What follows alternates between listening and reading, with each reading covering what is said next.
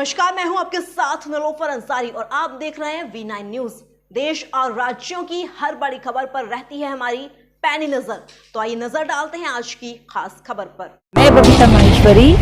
आज बालेश्वर गांव हम आए हुए थे, जोधपुर के जो पास में है। वहाँ हम एक ऐसे परिवार के साथ हमारी बातचीत हुई जहाँ हम देख रहे हैं कि परिवार में एक बहन है फरीदा नाम से। उन बहन के हस्बैंड करीब 1.5 साल पहले एक्सपायर हो गए और अभी हम जब इनसे बातचीत कर रहे थे तो हमें ये पता पड़ा कि उनके बेटे भी एक्सपायर हो गए हैं और कमाने करने वाला या घर को चलाने वाले पति के बाद उनके बेटे ही थे और वो भी एक्सपायर हो गए, करीब 3 महीने होने को आए।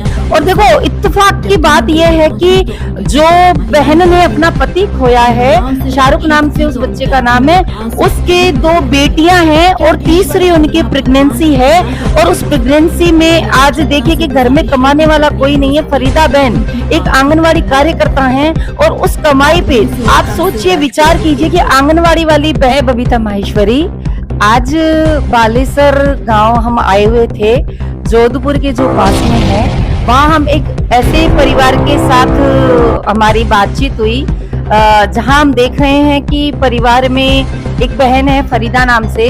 उन बहन के हस्बैंड करीब 1.5 साल पहले एक्सपायर हो गए और अभी हम जब इनसे बातचीत कर रहे थे तो हमें ये पता पड़ा कि उनके बेटे भी एक्सपायर हो गए हैं और कमाने करने वाला या घर को चलाने वाले पति के बाद उनके बेटे ही थे और वो भी एक्सपायर हो गए, करीब 3 महीने होने को आए। और देखो, इत्तेफाक की बात यह है कि जो बहन ने अपना पति खोया है, शाहरुख नाम से उस बच्चे का नाम है, उसके 2 बेटियां हैं और तीसरी उनकी प्रेगनेंसी है।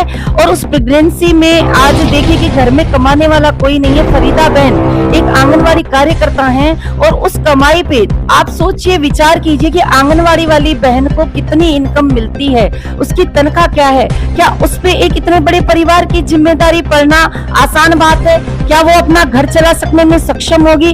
तो हम आज इस फैमिली के बीच में आए हुए हैं, इस परिवार के बीच में आए हुए हैं। हम इनसे खुद बातचीत करेंगे और इनसे खुद से इनके दुख तीरथ के बारे में या इनके परिवार की सिस्टम के बारे में समझेंगे कि कैसे अपना घर चला रही हैं और इनको कैसी कैसी दुविधाओं का सामना करना पड़ रहा है। तो हम खुद इनकी मुख जबानी सुनेंगे। तो आप हैं फरीदा जी। फरीदा जी, आप बताइए कि अभी आपके साथ परिवार में जो ट्रेजेडी हुई है उससे आप कैसे मुखातिब हो रहे हैं और कैसे आप सिस्टम को चला रहे हैं? क्या गलो बेटा, मेरे 2 लड़के थे, एक लड़का वो भी अपाहिज है और दूसरा ये था कमाने वाला, ये भी चला गया और 1 साल पहले पापा चला गए। अब तो बहुत मुसीबत में घर चलाना पड़ता है। फरीदा जी, आपकी आंगनवाड़ी की तनख्वाह का क्या सिस्टम है? क्या घर चलाने के लिए और आंगनवाड़ी में 2-3 महीने वहाँ तनख्वाह टाइम से तो मिलती नहीं है, 2-3 महीने से मिलती है। उससे क्या होता है, वो भी टुकड़े में मिलती है, वह भी 1 महीने की सैलरी पूरी नहीं मिलती है, मिलती है।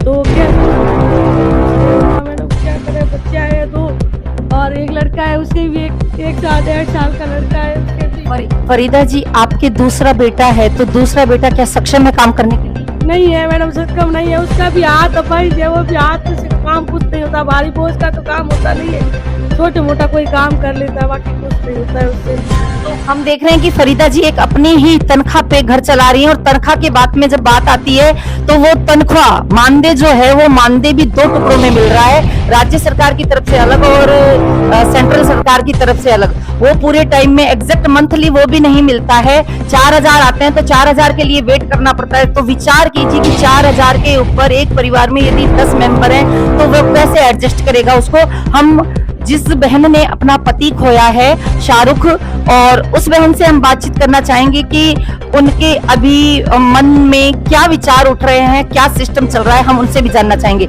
हाँ बहन, हाँ बेटा, आप बोलिए कि आपके परिवार से अपना पति खोया है तो आप क्या कहना चाहेंगे? मैं तो कुछ नहीं कहना चाहती, अभी तक मुझे कुछ भी पता नहीं है, मैं क्या करूँगी क्या नहीं। तो बेटा, आप पढ़ी लिखी हैं? हाँ, कितना पढ़ी हैं? 10वीं पास। 10वीं पास है। क्या आप चाहेंगे कि आगे पढ़ाई करें? हाँ। पढ़ाई करना चाहेंगे।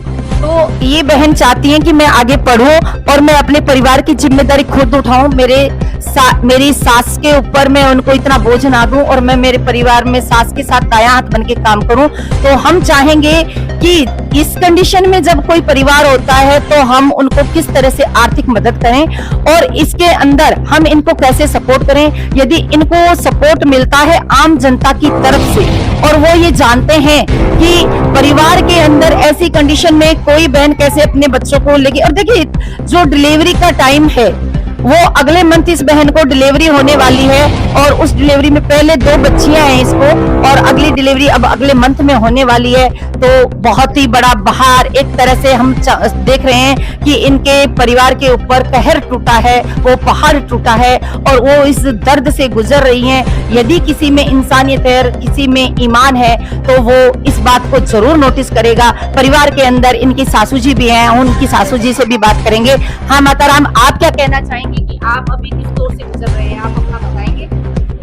क्या बताया यार, पुत्र क्या बताओ, कुछ नहीं बताते थे। बुढ़ापे में हमारी तकलीफ बहुत है। आपका पोता कैसा था, क्या बताएंगे आप? पोता गई ऐसा था, पोता गए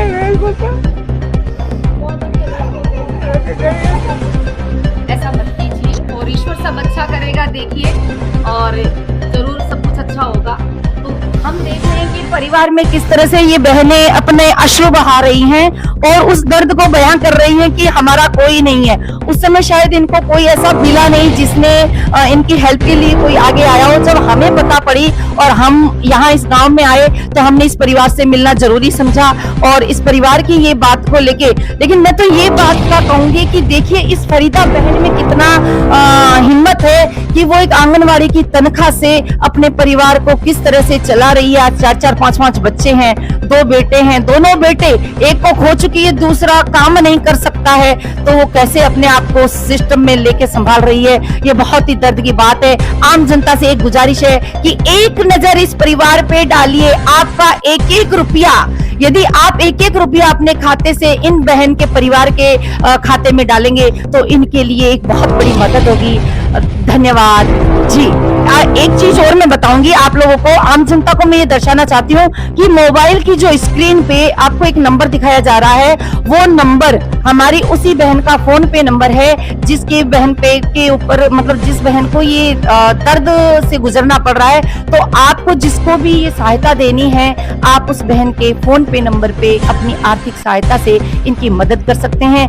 आपका तो 1 रुपया निकलेगा, लेकिन इनके वो 1 रुपया 1000 के बराबर होगा और उनको ये आर्थिक मदद मिलेगी और ये अपने परिवार को चलाने में या कोई काम करने में सक्षम होंगे। धन्यवाद। मैं बबीता माहेश्वरी। जय भारत, जय